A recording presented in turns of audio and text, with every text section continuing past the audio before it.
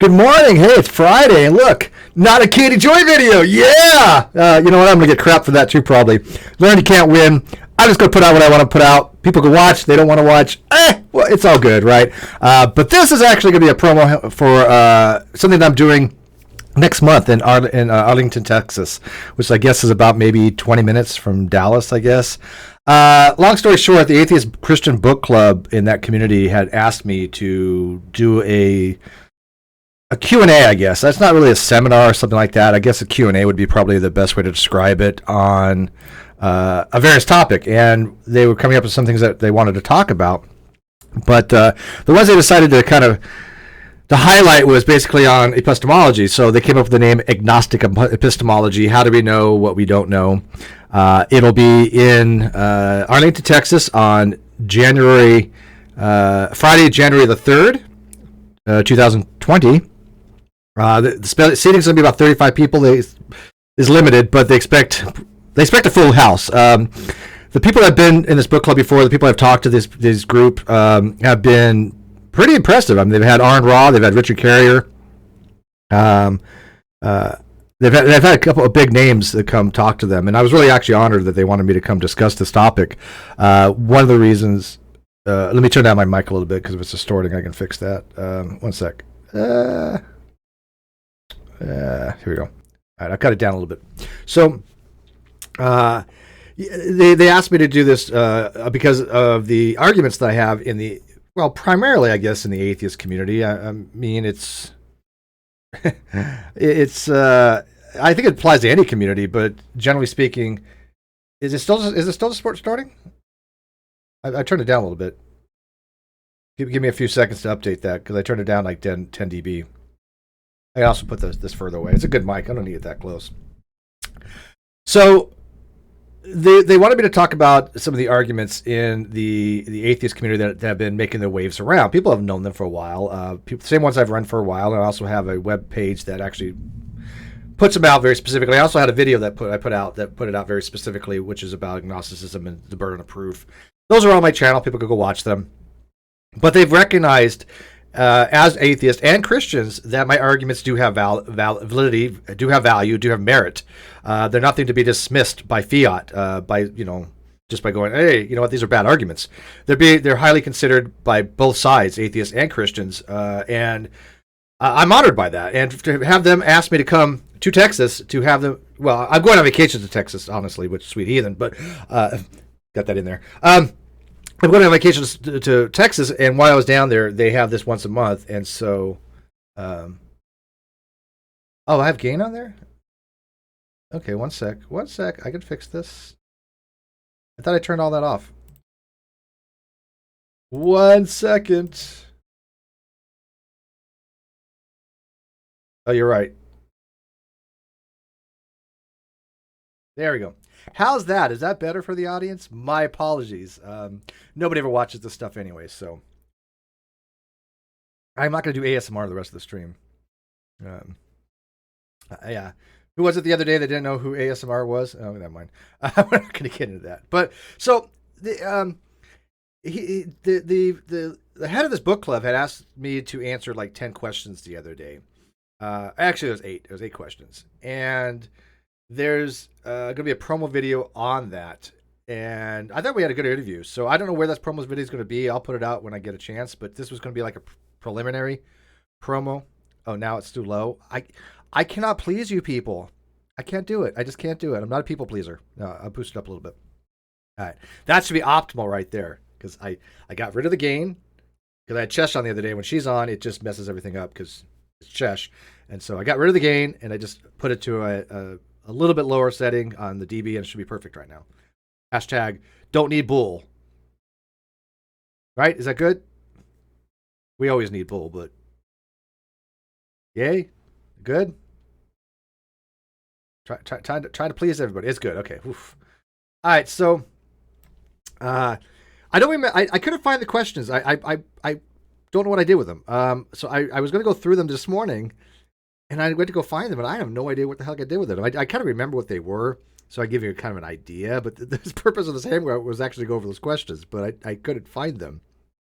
So, But the questions were basically like this, what is epistemology? And that was a very good question because the way I look at epistemology may be a little bit different from what other people look at epistemology.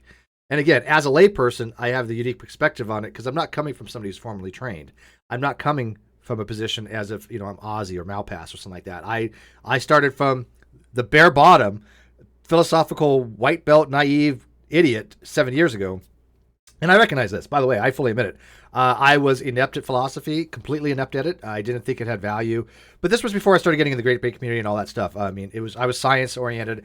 I was that guy, science, science, science. What do we need philosophy for? I was there, so I get it. But I learned very quickly how wrong I really was. And as a critical thinker, we have to change our positions when we get more information, when we learn more. And so I did change my position on that, astronomically so. As I learned more, I realized I was 100% wrong on that, and philosophy is critical. But when somebody asks, like, what is epistemology? It's a great question. And I mean, anybody can just say, well, it's the study of knowledge. Let me tell you what I think it is. And again, this is my opinion. I'm not trying to put it out there as by fiat. I'm not trying to put it out there as this is how people look at it in the realm of philosophy. I think maybe some people do. But let me ask you guys, because I want this kind of be a back and forth, because I'm going to be going to do this talk, and I want to get some feedback on it from your impression.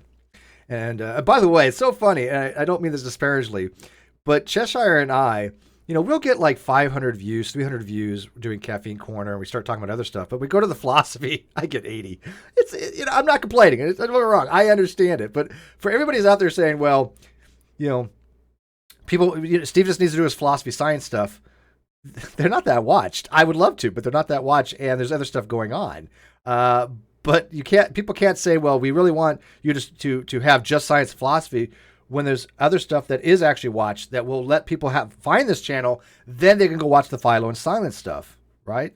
Does it make sense? I mean, if I'm getting 800 to 1,000 views on some other stuff that we do, which, by the way, I'm just as much believing about and just as much pushing, as far as I want to get the information out and believe very strongly. If they come find my channel for that, and then they watch the Philo Science stuff, that's great for me, right? Because that's what I really want to get out. But you can't just say, hey, just stick with the Philo, because, I mean, I realize that not many people are interested in it, right? 85 people as compared to the 500 people that Chester and I will get. And by the way, if you haven't seen Chester's channel, go check it out. She had a brilliant interview the other day. She's a natural. She really is a natural interviewer. It took me a long time to actually learn how to interview, how to talk properly. I had to do mic stuff. Obviously, I can't even get the audio levels right. So I'm still learning. But she really just got it down. And so I think that she might do more interviews on her channel. So go to her link. I'll put it in the video description because I didn't right now, but I forgot. Sorry, Josh. But put it in right now in the link there in the live chat, and then I'll put it in the video description. But I think I'm gonna get more people for her interview. I talked to somebody this morning that I think would be really good for her. So it's not just about views, not just about subs. It's I want to help her channel out just as much as she wants to help my channel out. We do that. That's what friends actually do. Oh my God, we're actually friends. Wow, that's hard to believe on the internet, right? But anyways, getting back to the topic at hand, epistemology. Let me tell you what I think epistemology is, and again, I want you to get your guys' feedback on it. To me, epistemology is a subset of philosophy, granted, but I think the real need for epistemology is to basically to give us an understanding of what is the difference between somebody who just has a mere opinion and somebody who has a justified belief and somebody who has knowledge. These are all, to me, very different things. When you say I know something, that is different from saying I believe something, which, by the way, knowledge is a subset of belief, but it's a much more stronger case. But it's also more than just mere opinion, right? All beliefs are opinion. All knowledge are, to me, are opinion. I think, if you say I know this, well, that's my opinion that I know. Sure. So all things boil down to opinion. But there is just mere opinion, which is unjustified. When people say, well, I don't have any way of justifying it. I believe it, but it's merely just my opinion on speculation and hypothesis. Hypothesizing. Okay. Yeah, we do that all the time. So what makes the difference? What actually, do we go by to say, hey, this person isn't just saying unjustified opinion. This person is actually given their justified beliefs. You can argue if their beliefs are justified or not. And what constitutes knowledge? If somebody says I know something, there actually is actual theories out there to what justifies that person to say I know this to be the case.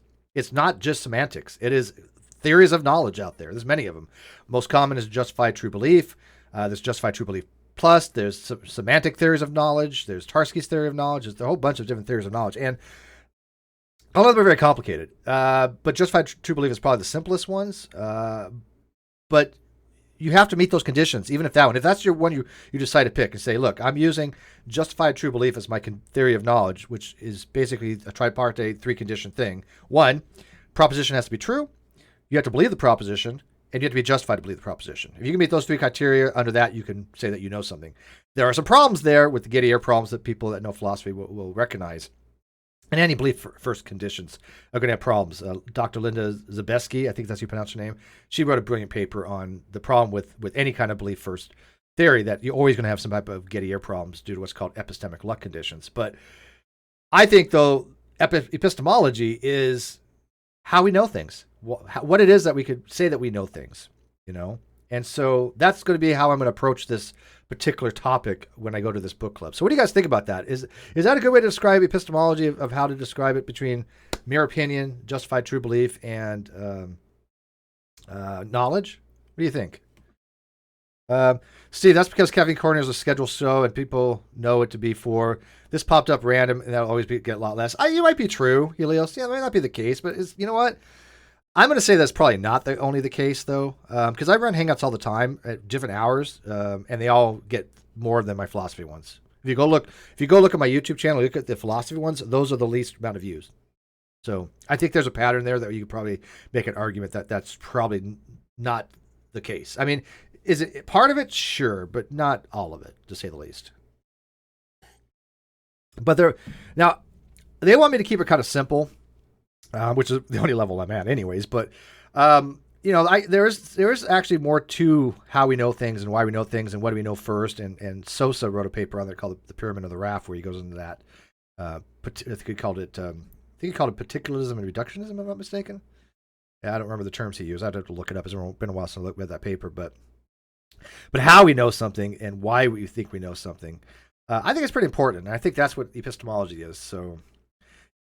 Moon says, I like the verbiage you use, easy to follow. Good, because I don't want to overtax them with terminology, because it doesn't do anybody any good. And they're familiar with these concepts, but they watched my video. Some of them had a lot of questions on the video, both the atheists and the Christians.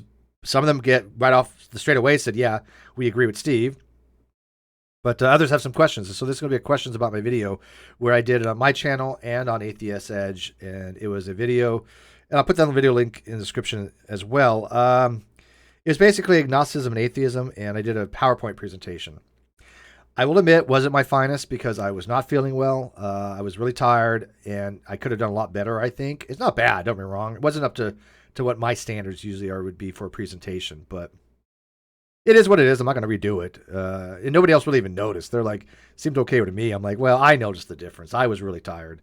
And I probably should have waited until I had slept better until I did that kind of presentation, because I worked really hard on that PowerPoint.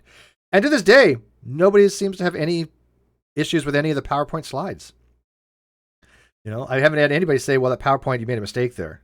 That's not the case. So that's good. Let's see here. Stevie would make a good life coach, Kino. I don't think so. I'm not a life coach. But I still like Jack in the Box. I think Kino's still working. You work at Jack in the Box, Kino?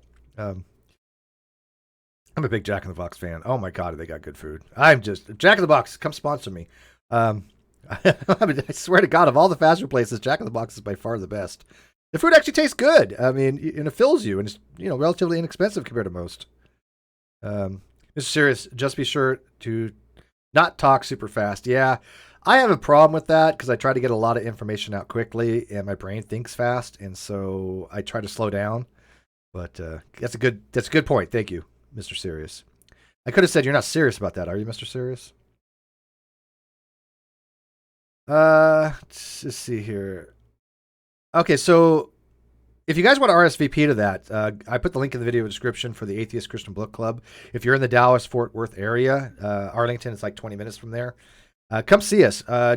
Sweden and I will be in town January 2nd, 3rd, 4th, 5th, and then a little bit of the morning afternoon on the 6th, I think.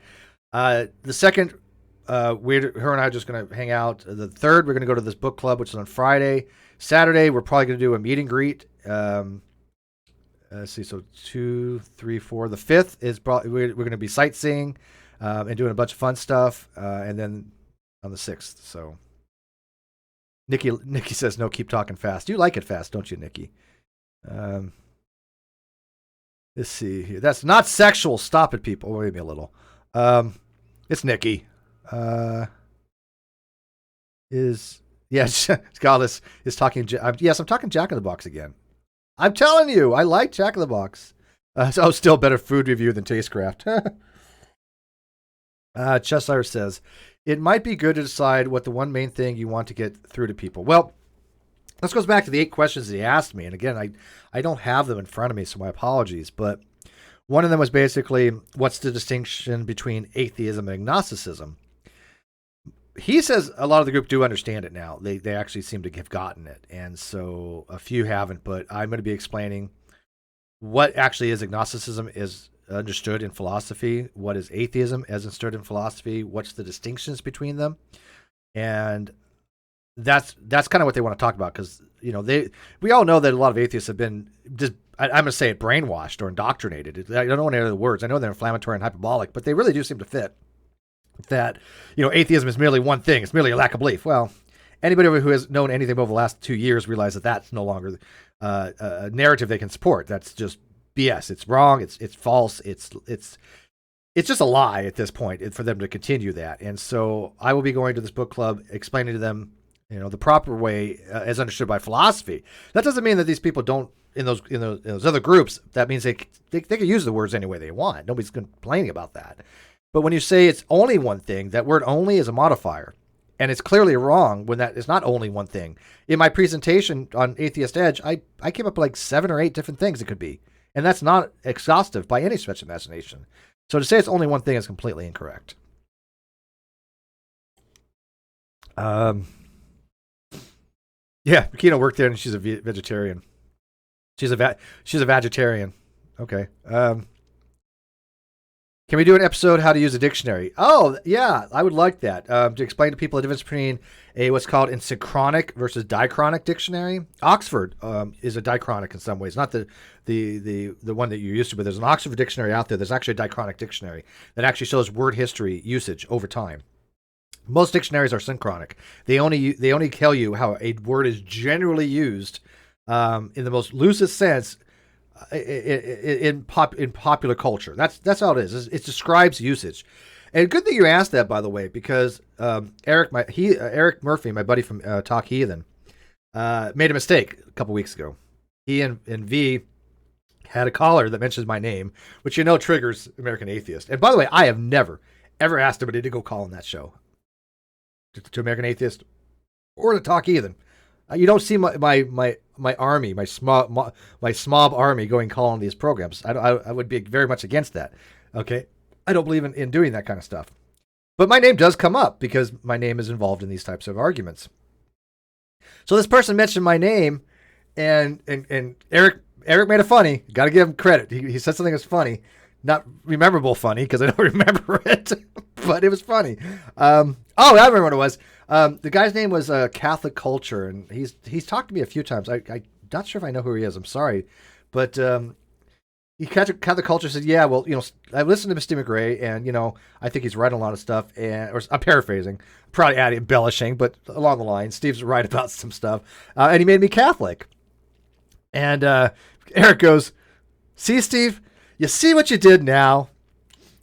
That was good. That was really good. And I got it. And by the way, I really like Eric. Eric is a really fantastic dude. But I talk to Eric quite frequently. I mean, literally call him on the phone. We talk on the cell quite a bit. He's I would consider him an actual real friend. And I said, dude, man, you messed up, bro. Yeah, it's like you told this guy that I was prescriptivist, and V was like explaining prescriptivism in the grammatical sense, in the was a lexicon type sense, not in the moral ontological sense, because when you're dealing with moral ontology, moral questions, a prescriptivist is somebody who says that a proposition such as stealing is wrong is not actually a proposition. It just means don't steal. It's prescribed to you to be don't steal. So if you see stealing is wrong, a moral non-cognitivist who is a prescriptivist would say that doesn't mean true or false. That isn't a proposition. That's just telling somebody don't steal. That's the way they would look at it. They're not using that word in that context. Again, context, that C word. The word prescriptivist has multiple usages, even in philosophy, and you got to remember what they're referring to. So they're talking about this prescriptivism as this is the usage to be used in reference to this signifier, and words are signifiers. So a prescribed usage would be like mathematics. When you see when you see something like 0 factorial, that is prescribed to be something, right? It's prescribed to be 1. When you see a summation, a symbol, that's prescribed to be the sum of all the addends, right? These are prescription things that it tells you how to use something. It tells you what the definition would be. So if I prescribe a biological use to a term like evolution, the change of allelic frequency of any given population from one generation to the next generation over time, that's prescribed. If they say, we want you to use this definition throughout the course, that's prescribed to you, right? Doesn't matter. Evolution can be used for other terminologies. It doesn't matter where these words have other uses in other contexts. It's prescribed to be used a specific way. Now, there isn't a prescribed use of atheism in philosophy. Not that I've ever seen, right? I've never seen anybody even argue for it. But these words are descriptive. They describe usage. So in philosophy, the word atheism is described as the use. And the use is the belief that God does not exist. That's normative and that's commonplace. So V and Eric got that wrong. Now, I talked to Eric about it. He looked at my webpage, which is my blog, www.greatdebatecommunity.com. I called the blog entry strawman abation, I think they call it. Yeah. And so I have all my beliefs on this out there. Not all of them, but it's concise. Again, I will put that in the video description as well after this video uploads. But if you go to my web page, which I own the domain, the things I have for my beliefs are very, very well laid out. And so it told him exactly that I'm not a prescriptivist. It's that I hold that atheism has multiple usages. And so he will correct that Sunday on Talk Heathen, he said. He was supposed to do it last week, but another different Eric got in instead. Murphy had other things to do, so we will see if he will correct that on Sunday. I thought I'd throw that out there because people make mistakes like this, and it's like, no, don't tell me what I believe, kind of thing, because that's not what I believe. I'm not prescriptivist, and that was something that Matt Dillahunty came up with. That was his narrative. And as soon as Matt Dillahunty says that, Steve's a prescriptivist, and I'm like, no, I'm not, Matt. Why at this point are you lying about me? I mean, because you've been corrected on this. I don't know. And he won't talk to me about it, right? I'm like, look, if I say something wrong about Matt or anybody else, I expect people to go, that's not true. That's not his belief. And I'm like, okay, I'll correct it, right? But I never see them correcting anything. Matt Dillahunty's never corrected that. He's never said, hey, I was wrong about that. Steve's not prescriptivist. But let's see here. So what else were there some of the questions for this group? Do you think knowledge is obtainable? Do you think that the knowledge of God is obtainable? Which is agnosticism in a different context. That's what's called the epistemological propositional context. And they call it the epistemological proposition context because the question is, can we know if God exists, right? So is knowledge of God possible? That's a proposition. Or knowledge of the God. The proposition would be knowledge of God is possible. That's either true or false, right? So the epistemological position on that is, for the agnostic, one of two things. Either agnostic can say, in the sense of the term agnostic, not the ontological sense, let me be clear, but in that sense, then the agnostic says, I believe God, the knowledge of God probably is obtainable. We could know one way or another, but we don't know now. That would be a soft atheist, a temporal atheist, soft agnostic, temporal agnostic, or zero data agnostic. The hard agnostic, the Huxleyan type agnostic, would be considered more along the lines of, we can never know if God exists or not, one way or another. The knowledge is unobtainable. It is forever outside of epistemic reach, right? I don't believe that. I believe that in due time, there could be enough to warrant knowledge that we can say we have knowledge that God does or does not exist. Now, why that is would be too long to get into here, maybe for another hangout, but that's my position. And people that say they know God, like the book club, they know God. Okay. When I ask Christians or ask theists why they say they know God exists, I don't think they really have a fully understanding what that word means. No, in the epistemological context. And I think we all have done it as theists. I mean, even I can't remember specific. You know what I do? I think about it. When I was Mormon and I would do the testimony meetings, right? You say why you believe, blah blah, and then you say, I know God exists. I know Joseph Smith's prophet, and so I use the word. But this was back in my 20s, right, or earlier than that. I mean, this was back. I was baptized when I was 17, so somewhere in that time frame, and of course, I had no understanding of epistemology. I didn't understand what it meant to say I know something to be the case, right? So I think a lot of the Christians out there and a lot of theists out there are on the same boat. I don't think they understand what it means to say I know something to be the case. Because when I ask them, well, under what theory of knowledge are you saying this? Well, actually, theory of justification. No, it's theory of knowledge. Theory of justification is something else. But why are you justified for this, right? Because I asked them the theory of justification too, which is, are you, you're foundationalist? Are you an infinitist? Are you a coherentist? Are you found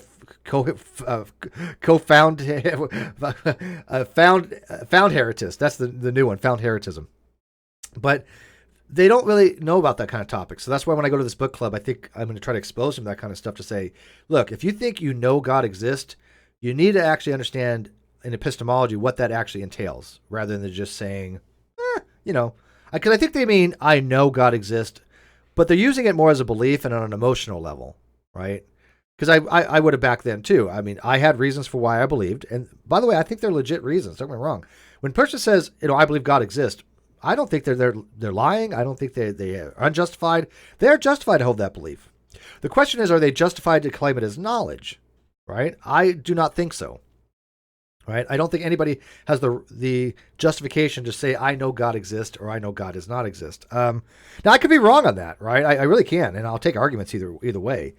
And it's not just because God can't be demonstrated. It's a lot more complicated than that. Anybody who just throws this out there, this base stuff going, well, we can't demonstrate God exists, every kind of knowledge. It's a lot more complicated than I think. Let's say, I used this example the other day because I like Chesh and we talk about her anus for some reason a lot. But if Chesh gets, taken up in a UFO and aliens take her away and they probe her, they for all night long, and she goes back the next day and she says, Steve, man, I was taken up by aliens the other day and they were probing me all night long. She could then say she has knowledge of that, right? She would be correct. It did have, the proposition is true. She believes in it and she's justified. She has knowledge.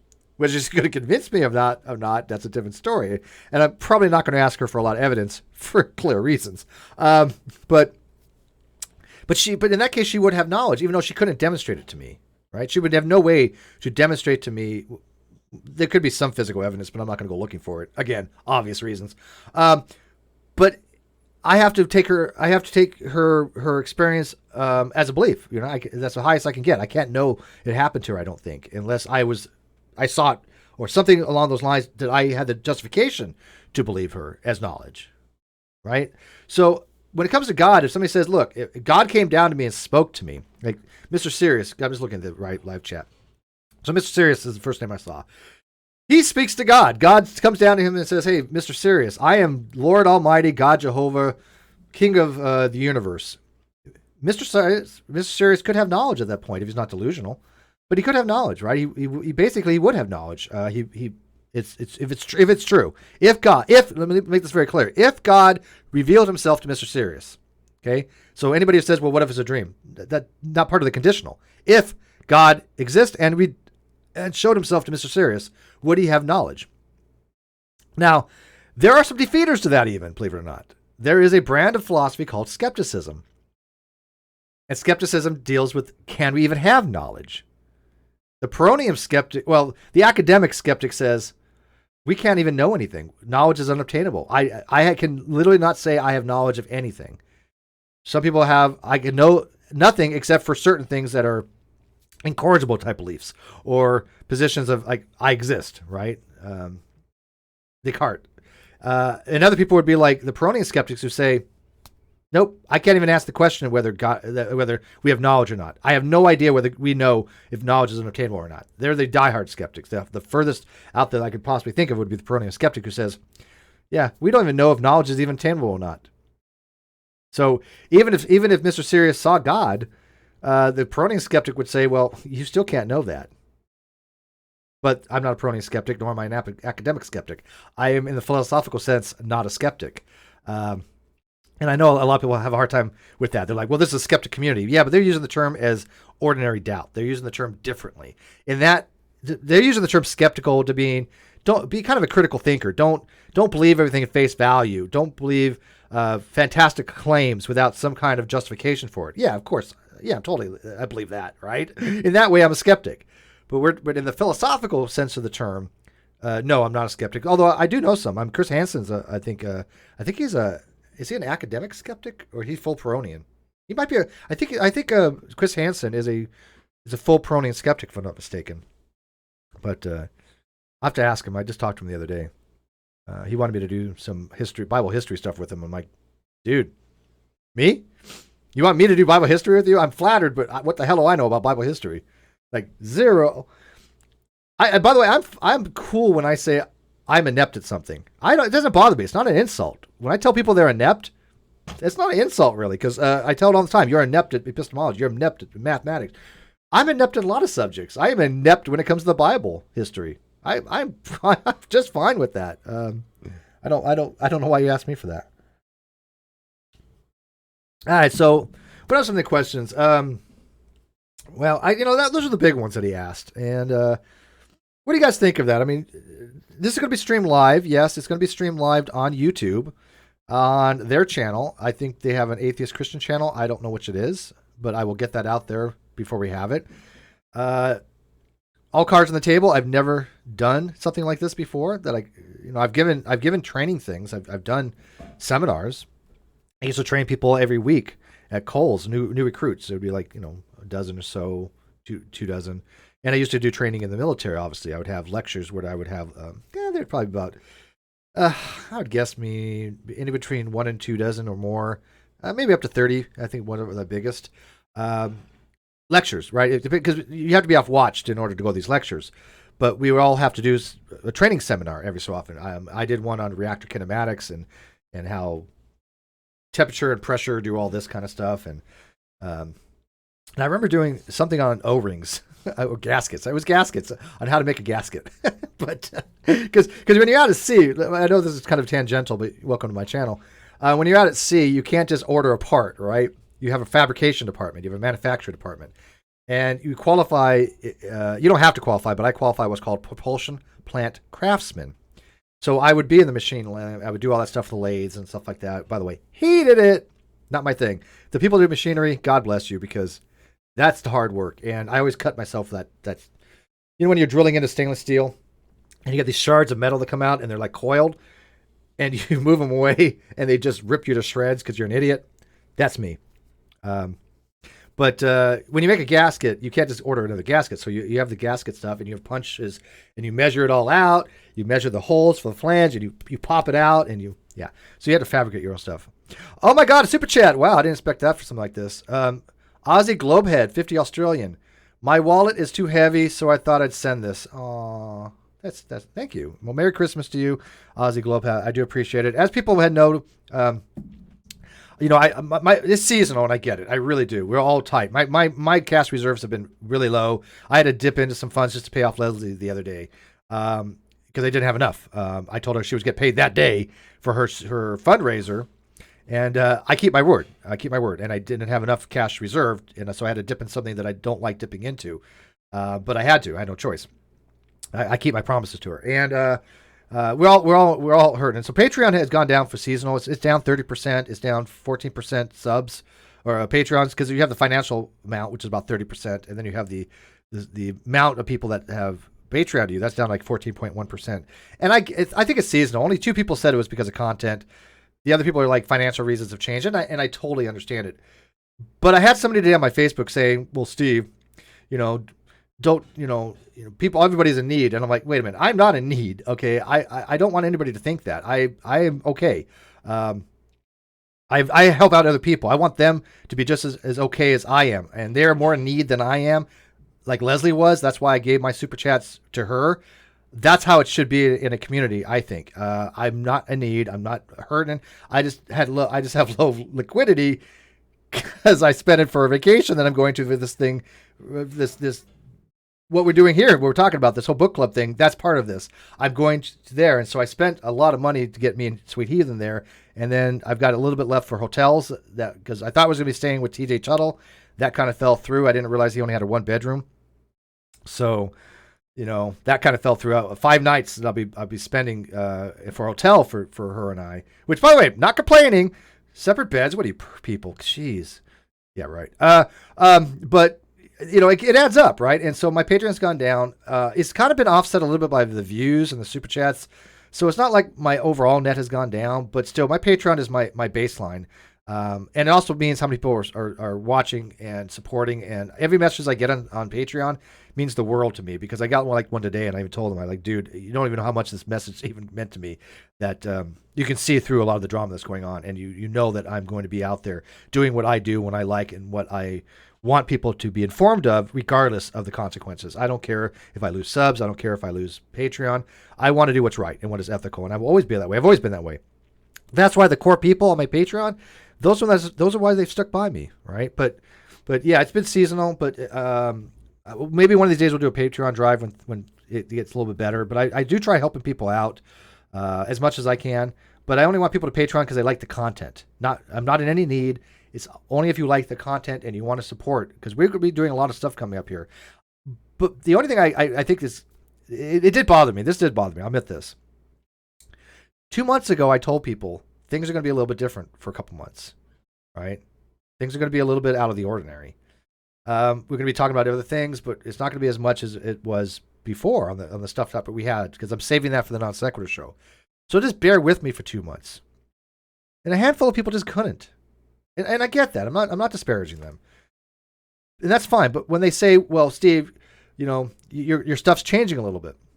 Well, yeah, but I told you that 2 months ago. I was really forthright with you. I was really honest that it's going to be different. So I thought that was a little disappointing. But other than that, but I think it is a seasonal thing. I get it. I'm still going to do what I do. And we're going to have all kinds of content. But I also want to promote Cheshire's channel as well. I'm going to get her some guests for her channel that she can interview. And not like the typical guests, not like these science people, and not like that stuff. The more what you guys refer to as drama stuff, there are people that I've talked to that you guys don't even know about, I don't think, that have a lot of insight to add to a lot of these things. And I want her to be the one to interview those people because, 1, she does an amazing job. 2, it builds up her channel. And 3, I'm telling you, I don't do it for the views, the subs, or the money. I mean, if the information gets out on somebody else's channel, I'm just as happy. So, all right. So, all right. So, any questions on this? On the whole, we're back to the epistemology thing. But thank you, Ozzy Globhead. I really do appreciate it. Like I said, it means a lot that people support what I do, even though it's kind of been changing a lot. But we're gonna get things going, and Cheshire is going to blow the hell up. I'm going to ride her coattails in perpetuity when she hits that 100,000 subs, and that first time she streams the 100,000 sub. What do they call it? What is it called when you make a milestone? Yeah, milestone, I guess. And she has that out there, and she's thanking everybody, and then she goes, "Steve, who?" I will know I've had success. I will know that I've done well. Right? New channel, who dis? Some matriarchal bull. I'm not going to curse on this video. I want one video that's not demonetized. That's some matriarchal BS right there. Yeah, Chess is great. She's amazing. I mean, I'm telling you, she's a natural at doing interviews. I was really impressed because she had very little prep time for that interview the other day. Very little prep time. And so I was really impressed what she did. And by the way, we do have all the receipts for that. We do have all the screenshots and all that. That is there. That does exist. Yeah, no, I was telling people, Chess, that I've got some other people lined up for you to maybe interview. I'm working on for you. So, Um, let's see here.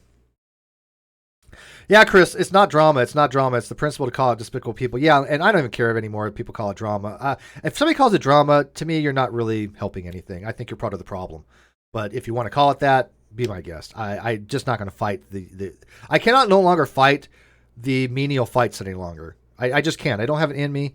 I've made promises to certain people that I tend to keep at multiple different levels. Some of them are in my live chat here. I made promises to. I want to make sure that I get enough rest and sleep and not overtax, because I put a lot of effort into this stuff. I do a lot of online stuff. I do a lot of talking to people. I answer a lot of questions throughout the day, and so I've got to not worry about the what's the term that somebody called it? It was great. The guppy, the small guppy stuff or something. I think it was maybe Sweet that said it. Maybe she can remind me. The small guppy. Whatever. And I'm like, yeah. So my thing going forward, and we're going to be going in a new year here. And every year I do a recap. Every year I have. And every year we've talked about going forward and the past. And I love that. I really do. And one of the things going forward next year, especially, is that the people that are running narrative, the people that are running drama, the people that are accusing people of things, they're extricated from my existence outright. I'm not even going to bother to even respond to any of them any longer. I can't. It just wastes too much of my time. And I'm not talking about the old trolls, the people that have been around forever. The people that come by and they downvote 9 times. Not talking about those. Those are marginalized people that have already extricated themselves by their own actions.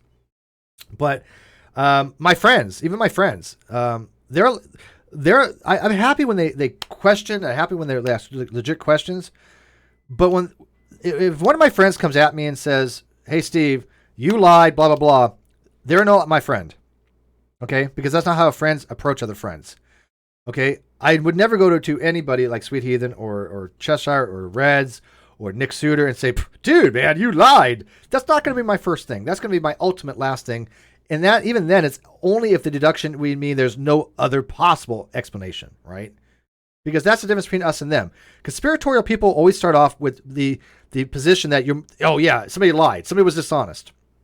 We're the opposite, or I'm the opposite at least.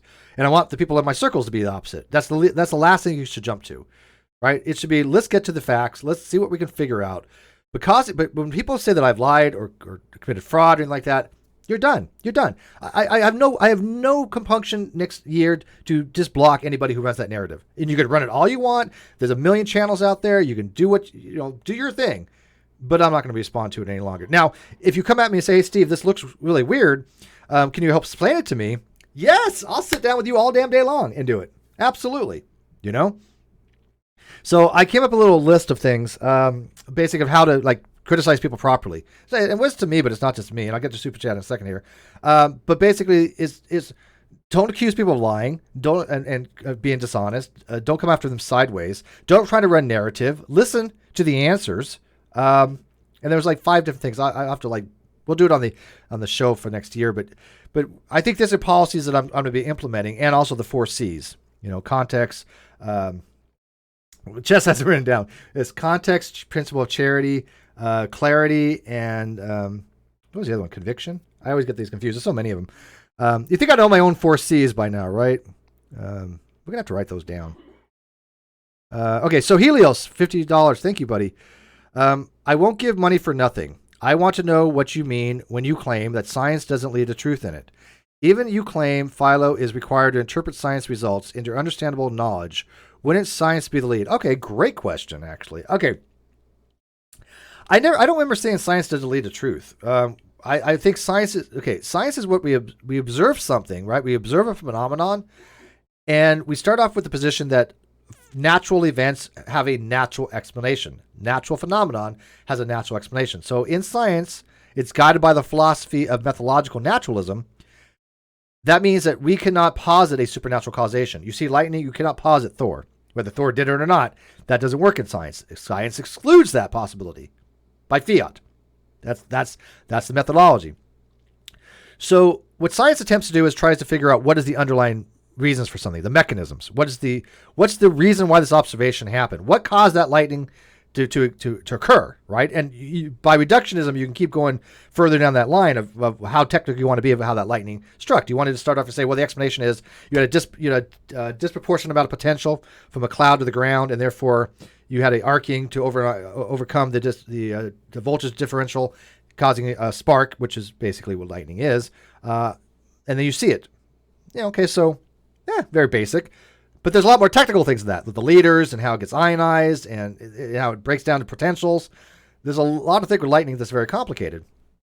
But whether we ever understand what truth actually is, whether we ever actually understand the fundamental nature of the universe, I don't know. Is science the tool to get us there? Yes.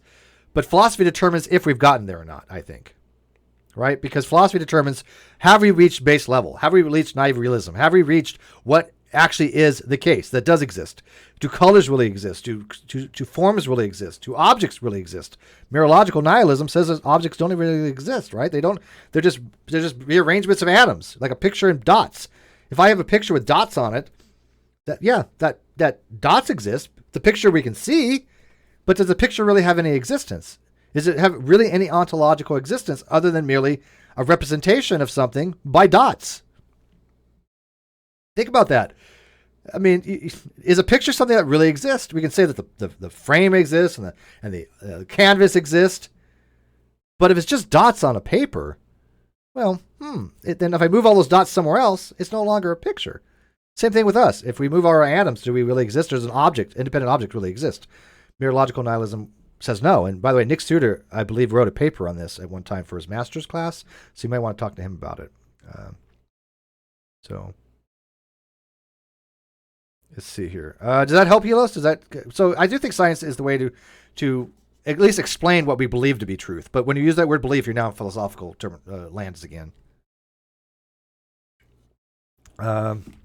Intrigued Feline, say, Steve, you were wrong on this. It is actually that. Here is why. Evidence, thoughts. That is the right way. Yeah, I'm okay with that. I really am okay with that. Look, if somebody says, Steve, you're wrong, let me explain to you why. I'm happy to listen. If they say, Steve, you're wrong and you lied, you're done. You're not going to even get through the door. And that applies to anybody. And if you continue, I will probably end up blocking you. And I'm sorry. I cannot spend my life trying to convince somebody of something they've already said these ridiculous things about me. So if you want to have a discussion about it, great. But if you automatically assume I lied or something like that, I'm not going to really bother with you. And by the way, and when I say I'm done with the conversation, I'm done, and I respect it with anybody else. By the way, I've had that happen to me. People are like, I don't want to continue with this conversation. Do you know what I do? I move on to something else. But I don't have the same respect from some people, and I don't know why. When I tell people I'm done with the conversation, please respect me on that. I ask for a little, very little. But there's reasons why I tell people I'm not going to have this conversation, especially in public. There's legit reasons. It's not because I don't want to. It's not because sometimes it might be just because I don't want to. But for the most part, there are legit reasons why. And I ask people with all sincerity, please do not continue this. And they just continue. And I think that's disrespectful to me, honestly. 5 C's: clarity, charity, context, critical thinking, and cookies. I like that. We can add cookies. So the 4 C's are clarity, charity, context, critical thinking. Yes. We're gonna put those on our brand somehow. Trust me. We got, by the way, teaser. You guys can't see it yet. Haha. But we have a new intro for Not Sequitur Show. Only, I think, let's see, 1, 2, 3, 4, 5. 5 people have seen it. Only 5 people. And Sweet Heathen hasn't yet, I don't think. So it tells you how hush hush it really is. Not that I don't trust her, but I don't trust her. No, she just hasn't gone around to see it yet. But anybody out there has seen it? I don't think. But Cheshire's seen it. What do you think, Cheshire? What do you think of our new intro? Is it going to be badass? Throwing some teasers out there. Oh, I just cursed. Is that going to get me demonetized? It doesn't matter. But thank you, Helios and Ozzy. Go ahead. Lisa covers that got demonetized. I don't make it. Monetization's horrible nowadays. It really is. We can add another more C. Cheshire. No, that's not really a C, is it?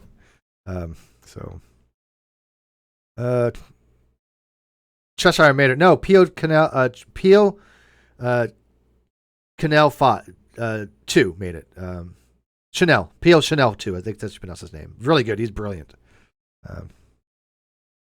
So we're working on that. I'm just waiting for the judge to sign that so he can order Kyle to give me back the channel, because Kyle has made it clear. Kyle already broke his promise. He said Steve will get paid. I promised the community, and then he's telling somebody else, no, I'm not going to pay him after what he's did. Sorry, you broke your promise. You can't. There's no other way to look at that, and I don't break my promises. One of the reasons I have lost people on Twitter. And I've lost 8 people in the last couple of weeks. We're not an exceptional amount when you have 4,000, but still, I do value people. I really do. I don't want people I think that I don't. I've taken people that I thought were friends when they've said they've turned. I've taken it very hardly sometimes. Hardly. I took it very hard sometimes. People that I thought were close, and not for reasons what people think. It's more that I'm just disappointed, and I'm hurt when people are easily misled by such narratives rather than critical thinking, because I want people to be critical thinkers. But I have to recognize it does happen, right? And when you have that many people around, some people are they're going to turn. It's just the way it is. It's the law of large numbers. I have to accept that not everybody is going to be honorable. And I do use that word a lot. I do believe in honor. And I think that I can tell the difference when somebody is doing an honorable act and a dishonorable act. So let's see here.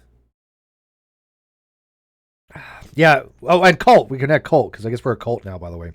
But no, I'll stick with the 4 C's. I think 4 is plenty, because those 4 is what you need to really have a good conversation with somebody. I like cookies, but they're not required to have conversation.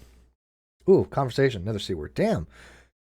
Let's see here.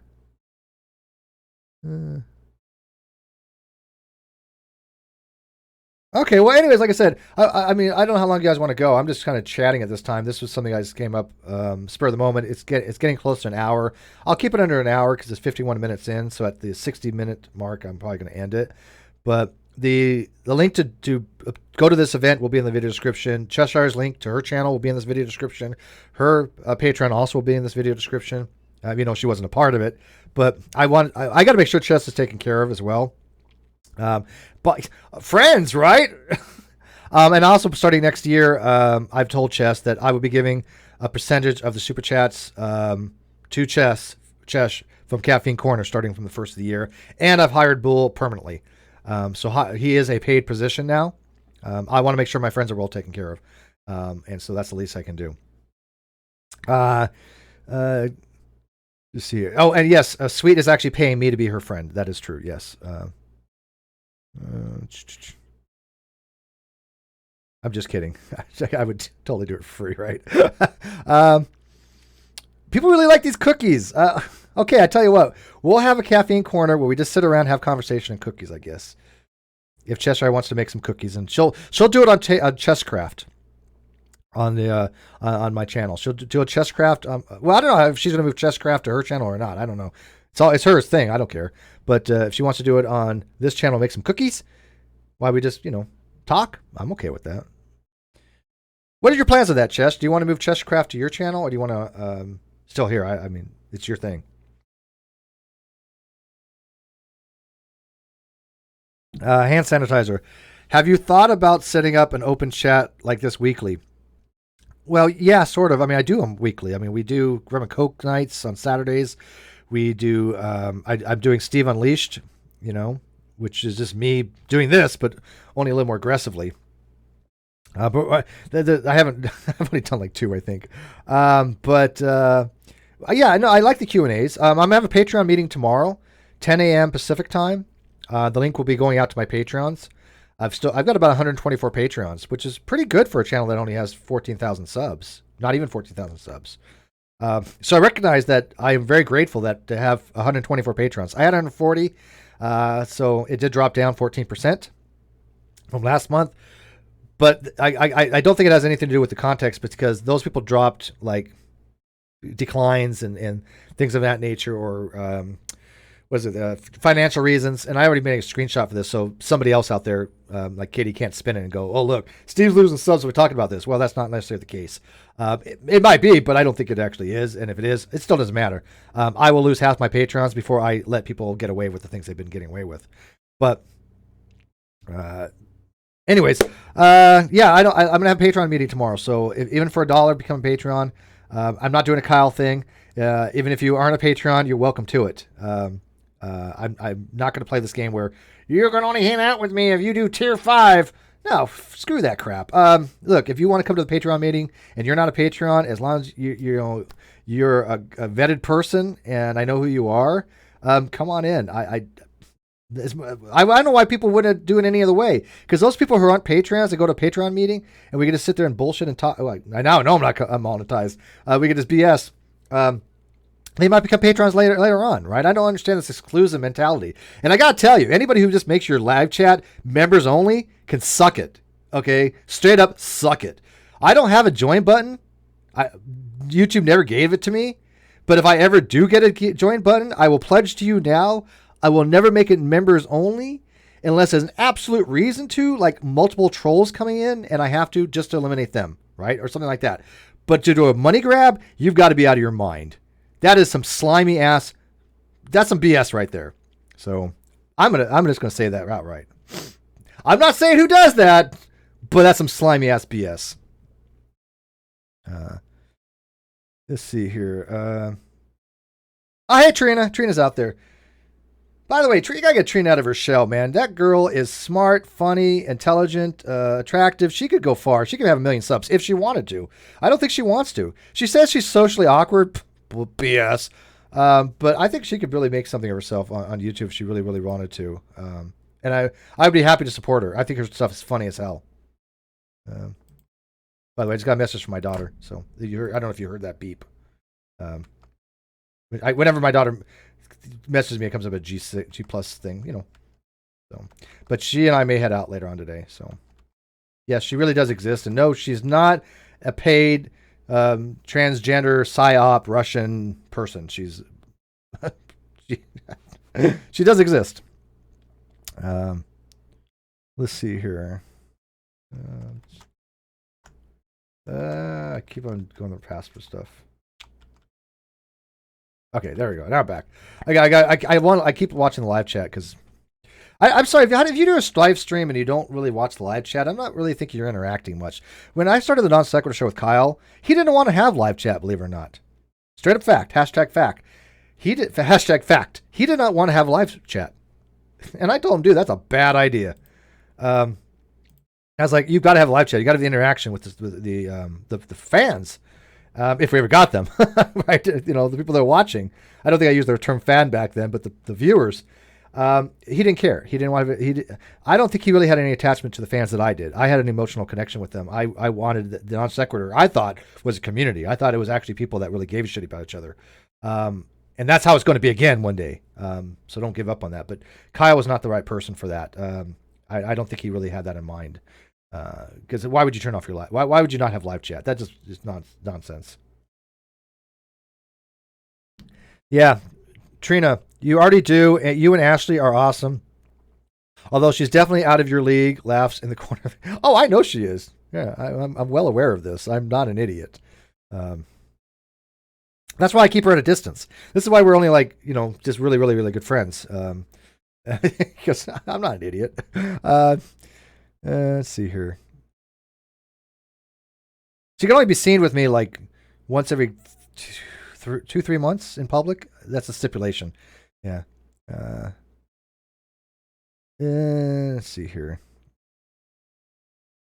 What's the point of streaming if you're hanging out with chat? Yeah, no, I get it. I'm the same. Exactly, Josh. I mean, when we do Caffeine Corner, we have the chat up. I have the chat on the stream. I think it's critical. But how I did things and how Kyle did things were completely different. He didn't really take any of my advice. He really didn't think that I knew what I was doing, even though he came to me to get started in all this. And I already had an audience. And he really didn't take a lot of my suggestions. The ones he did well, but he didn't take all of them. And he certainly didn't take my suggestion about not changing the direction of the show. That he clearly didn't take that one. Look how well that worked out for you, Kyle. But anyways, we're going to wrap this up. We're at the 60-minute mark. I want to thank you guys for all your support. I really do mean it. And people that do want to become patrons, it means a lot because even if for that $1, I know that I have somebody who believes in what I do. And that right now is something that I appreciate because all the people that have been coming after me and other people, the trolls, not so much the trolls because I'm used to them, but I'm saying the bullies, the outright bullies that bullied like Leslie Bass off the internet. those people are still around. They're bullying everybody off they're trying to, but they're not going to bully.